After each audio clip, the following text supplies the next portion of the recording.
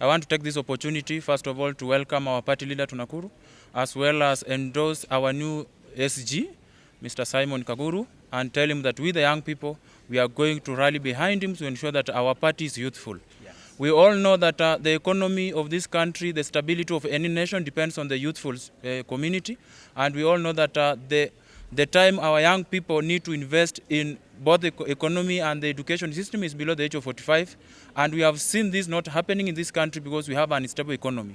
So when we say that we have a bad economy, it means that we have bad leadership that has not incorporated the young people in their structures to ensure that they are having a structure that recognizes that there is need to have money in our young population's pockets.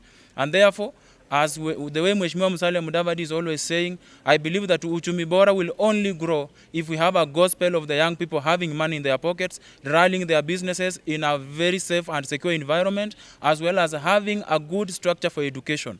We know that there are people who are going around talking about Hustler Nation, which has not come up with a very clear structure on how that Hustler Nation is going to put resources in the pockets of our young people. We want to see a structured system that will indicate that how is it going to draw money in the pockets of the young people, but not just having a gospel on the streets on how Hustler Nation is building movements of the young people who are rallying behind it. We are not a young people that are supposed to be motivated with handouts. We are a young people who understand system. We are a young people who understands governance, and therefore we need to see every manifesto. I don't know, apart from the ANC party that I've seen the good manifesto that is recognizing the young people, I haven't seen any other manifesto from our competitors that is really indicating how they are going to ensure that our young people are given an opportunity in government to come. So we are not just after 2022, we are after forming the government. What is it in for the young people? And that has been well seen in the appointment of our new SG. So because if you have the new SG, it means our party